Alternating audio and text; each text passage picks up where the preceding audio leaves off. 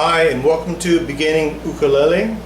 Today we're going to be going on over pages 2, 3, 4, 5, and 6 and 7 in your music book. So at this time please pause the tutorial and go ahead and get your music book as required for this course, and then we're going to start here in about a couple seconds. Okay, so you got your music book. We're going to start with page number 2. At the top there you see a piano and then the notations of the ukulele strings. By the way, if you have a piano at home, you can also tune your ukulele to the pianos. Just follow the arrows that's suggested.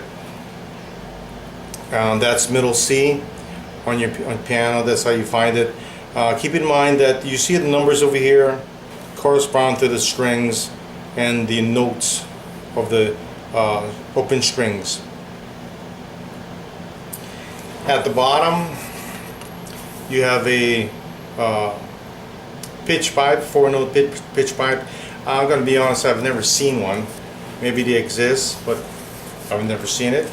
On the next page, page number 3, it shows the guy holding the ukulele the correct way. At the bottom it shows about a pick.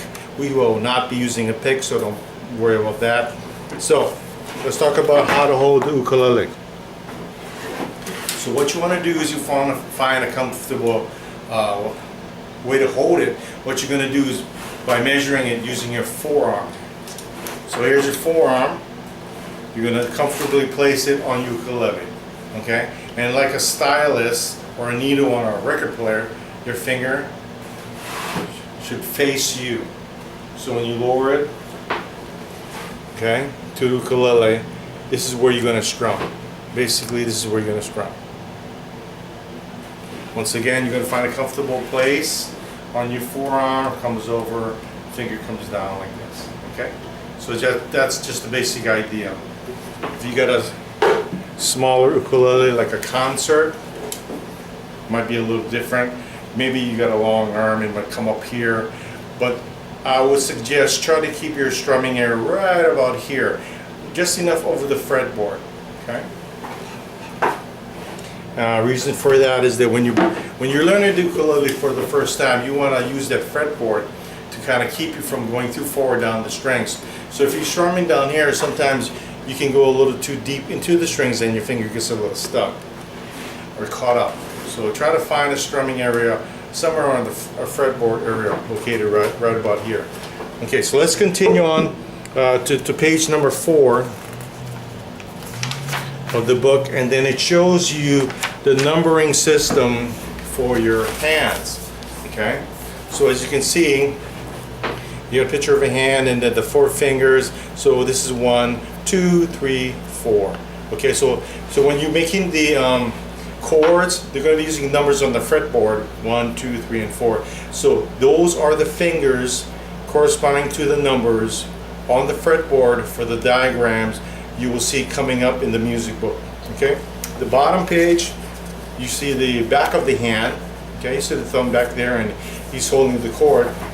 So basically, when you're holding the ukulele, just as a rule of thumb, it doesn't have to be like this every single time, but just for an idea, when you're playing the chord, your thumb should be maybe right around the middle area, maybe the middle bottom, middle top. So in the beginning, just try to situate that, okay? Just so your thumb's right about there, okay, when you're making the chord. Later on, as you get better, your thumb's going to move, you know, in more positions. But for now, just as a general rule, that's where you kind of want to keep your thumb, okay? Okay, on the next page, page number 5, you got a picture over there of the ukulele. Right here, and a diagram over here. I'm going to show you what it is. So let's talk about the parts just a second. Okay, so if you have your ukulele in hand, you can use it as a guide. So I'm going to go over the parts. So this is the head of the ukulele. These are your tuning keys or tuning heads. Okay, back of the tuning keys, tuning heads. This is the neck of the ukulele. These silver things, these silver lines going down, are the frets. Okay, as you can see on page number 5, the word fret there is where the middle dividers are, and you want to press your notes within the fret, not on the fret, but within the fret. Okay. This is the body of the ukulele, your sound hole, sound board, your saddle area, your bridge, actually the back of the ukulele, the bottom.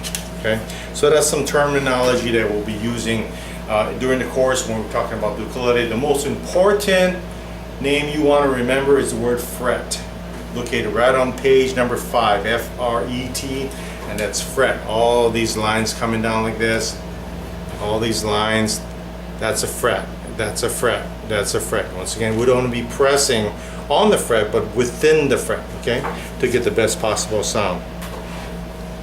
At the bottom of the page, number 5, the guy's holding a pick. Okay, we're not going to be using a pick, so just forget that for now. On page number 6, we got our first chord, the C chord, and as you can see, that's how the diagram looks. And his fingering over there, so that's how we're going to be making the C chord. And you see that number 3 there? Notice he's using his third finger, his ring finger, on his left hand. Okay, so that's basically, you get the idea on what we're going to be working with as we continue with the chords. Number corresponds to the finger in making the chord. Then you go down on the same page, number 6. Don't apply too much pressure when you're playing the chord. So let's say I'm making a C chord. Here's my C chord using my 3 finger, number 3, ring finger. Okay, now I'm pressing. Now if you notice, it looks kind of, my finger looks a little pinkish. As I press like that, you notice how it gets a little white. So you try it. You press, but press really hard. You'll notice that when you press really hard, your finger turns white. If it turns white, okay, you might be pressing too hard. You only want to press hard enough so you get a sound. Not any harder than that. Now if you're not getting a sound, press a little harder till you get a sound. All you want is a sound.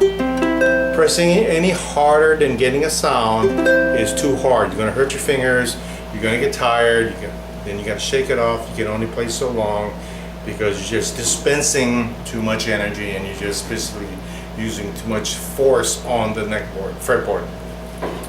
Okay, at the bottom of page number 6, you see the little lines for strokes. Okay, the bottom of the page, you see these little lines for strokes. Okay, for the I guess the beginning part of the course, all of our strums will be downward strums. Okay, just downward strums. So if I'm holding a C chord, here's my C chord, downward strums. Okay, so if you look in the book, the first example here has 4 strokes. So that means you're going to strum 4 times. Usually what that means in the music as we go on, it's 4 strokes per measure. 4 strokes per measure. And they're all downward strokes in the beginning part of the course. Over here, here's another example, but this is 3 strokes per measure. Okay? We'll talk about this more as we go on. Let's go ahead and look at page number 7. We're going to talk about some musical notation.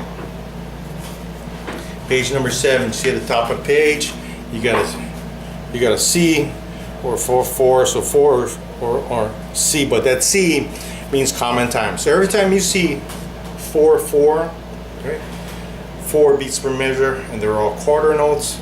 Don't worry about that for now. We'll talk about it more later. The main thing you should remember is that this is common time. You see that big C right there? Common time. There you go, common time. Okay, and then the next example going down, what you have is some examples of how the music's going to look as we go through the course. So the first example, you see a 4/4, it's common time, then you see a C above the 4 strokes. The C is above the first measure, here's your C, it's above the first measure, the first beat. So it'll be 1, 2, 3, 4. Next measure, you got a C. 1, 2, 3, 4. Next measure, you got a C. 1, 2, 3, 4. Last measure, you got a C.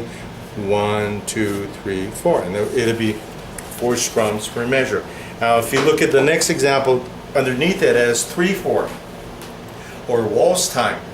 Okay, this is a very popular waltz kind of fuse, 3 beats per measure. Same concept.